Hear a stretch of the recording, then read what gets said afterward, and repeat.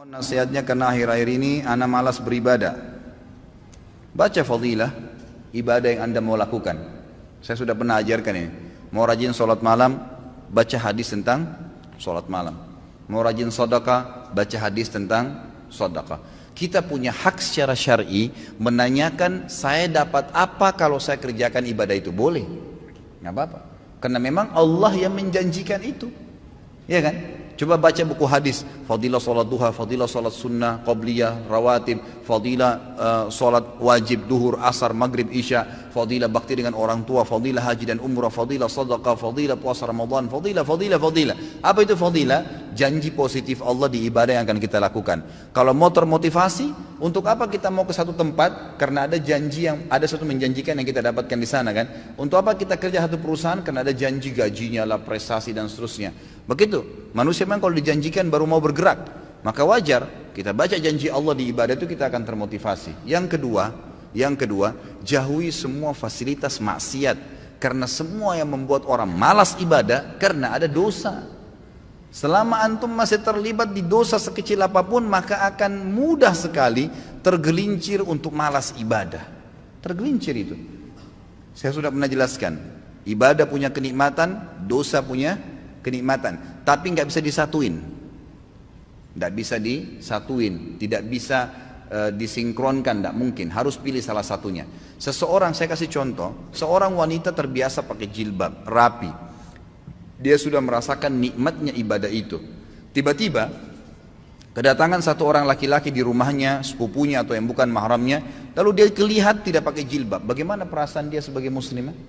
Merasa berdosa, merasa bersalah. Kenapa tadi rambut saya dilihat ya? Kenapa? Karena ibadah menutup aurat sudah dia rasakan nikmatnya, dan membuka aurat yang maksiat hilang kenikmatannya, dibenci sama dia. Kalau kenikmatan ibadah ada, kenikmatan maksiat hilang. Kan? Terbiasa menutup aurat membuat orang jadi tidak mau buka aurat, gitu kan? Terbiasa sholat berjamaah di masjid membuat orang menyasa bersalah, atau terbiasa sholat aja deh. Ya, kira-kira kalau orang sudah rutin sholat 5 waktu, dia sudah tahu fadilahnya dan ancamannya kalau dia tinggalkan, apakah dia mau tinggalkan sholat berjamaah, sholat wajib? Nggak mungkin, gitu kan? Karena kenikmatan ibadah ini sudah ada. Tapi kalau kita balik, kalau ada orang merasa nikmat dengan maksiatnya, nikmat dengan telanjang di depan orang, nikmat dengan kebohongannya, nikmat dengan harta rampasan, riba, haram, kezaliman, nikmat dengan zinahnya, maka pasti kenikmatan ibadahnya hilang. Mustahil bisa khusyuk. Biar dia mau tutup matanya, biar dia mau paksain, nggak bisa. Bangun sholat malam pun susah. Oh, sholat 5 waktu aja berat, mungkin cuma seperti orang kumur-kumur dan buru-buru kalau dia kerjakan. Nggak bisa. Makanya kata kunci yang kedua adalah jauhi kemaksiatan. Maka kenikmatan ibadah akan didapatkan. Yang pertama, bekali diri dulu dengan ilmunya. Dapat apa nih kalau saya sholat malam, kalau saya sedekah, baru kemudian jauhi semua fasilitas kemaksiatan. Yang ketiga, ini nggak kalah penting, bentuk komunitas yang soleh dan soleha.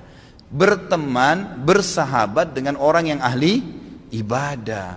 Nggak bisa antum mau rajin sholat malam tapi bergaulnya dengan orang yang tiap malam di karaoke sama diskotik. Nyambung nggak? Nggak bakal nyambung itu.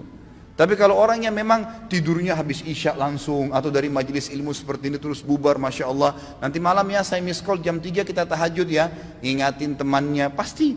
Atau ngomongannya tentang apa? Kayak majelis ilmu seperti ini kita 2 jam, 3 jam duduk, apa yang kita bicarakan?